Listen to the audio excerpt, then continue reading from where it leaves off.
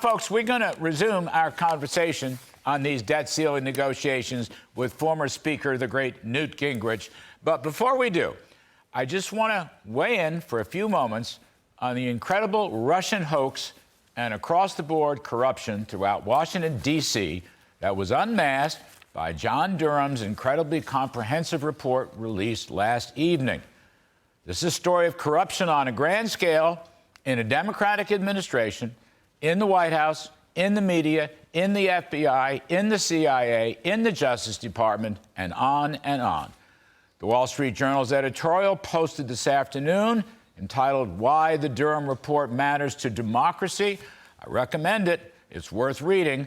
I'm not going to go through everything, and I'm sure there's a lot that you, the viewer, have seen and heard in the last 24 hours. But when we ran this headline last night, John Durham finds DOJ, FBI failed to uphold mission of strict fidelity to the law in Trump-Russia probe, I had no idea how incredibly true and broad-based those charges were.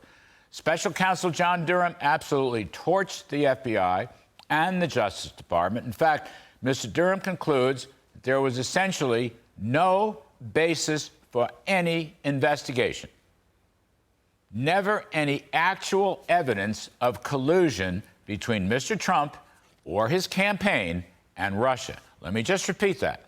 The Durham report says clearly the FBI lacked any actual evidence of collusion between Mr. Trump, his campaign, and Russia. In fact, the Wall Street Journal suggests that the whole biased FBI probe may have started as a Russian intelligence operation. Now, as someone who's followed these Russian hoax goings-on while in office in the government and since, I did not know that presidential candidate Hillary Clinton had approved a proposal from one of her foreign policy advisors to deliberately attack Trump by creating a phony scandal regarding Russia. I didn't know that. According to the Wall Street Journal editorial today, and this was news to me, former CIA Director John Brennan briefed this to President Obama, get this, Vice President Biden, Attorney General Loretta Lynch, and FBI Director Comey. They all heard about this phony plan and campaign. And then the FBI refused to act either on this phony campaign or later on the phony Steele dossier. Remember Steele? He was working for the Clinton campaign. So Obama knew, Biden knew, Hillary Clinton knew, AG Lynch knew, FBI Director Comey knew, CIA Director Brennan knew that this was all a phony campaign operation from day one. Maybe some of you folks knew about these meetings, but I hadn't read about it before, and I'm astonished. It went right to the top. Mr. Durham's report chronicles just how left-wing biased the FBI was, including bringing phony materials to the FISA court that the FBI knew were phony with stuff drummed up and other left-wing pro-Hillary water carrying by these discredited FBI people, Klein Smith, Lisa Page, her boyfriend, Peter Strzok, and, of course, the mainstream media going along with all of it every step of the way. Pulitzer Prizes were won. They all ought to be given back.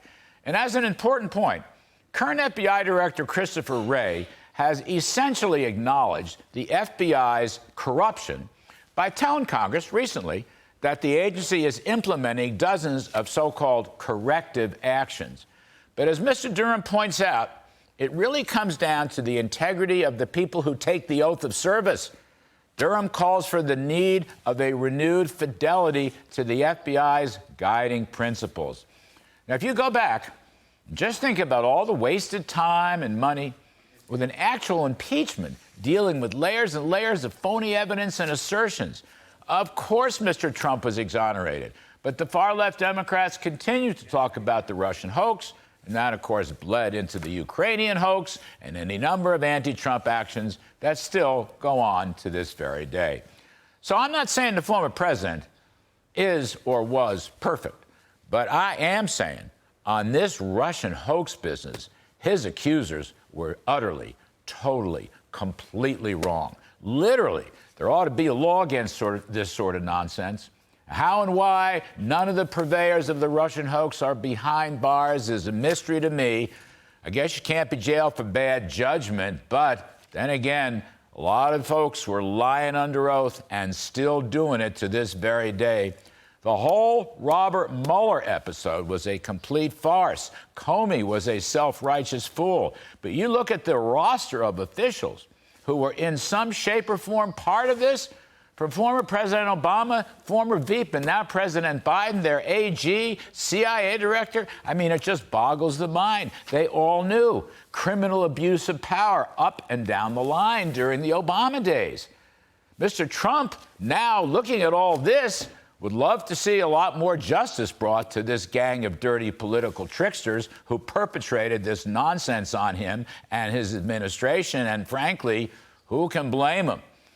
I'll just quote from the Wall Street Journal editorial today, talking about the collusion of the press corps. I quote, "It's a major reason that much of the country believes nothing it reads or hears about Donald Trump." But you know what? An ever-energetic Donald Trump is working hard to dispel these doubts and move forward on his Make America Great future agenda. Meanwhile, my very last point is an incredulous, there they go again. The IRS on Monday removed the entire investigative team from its tax fraud probe of Hunter Biden, acting on the orders of the Merrick Garland Justice Department. Really? Pull the IRS off of the Hunter Biden tax fraud schemes.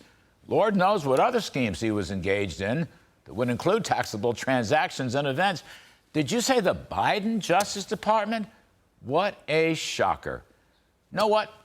Nothing seems to have changed in Washington, D.C. And that's why it's easy to say, to wrap up, save America. Clean the swamp. Okay? Just clean it up.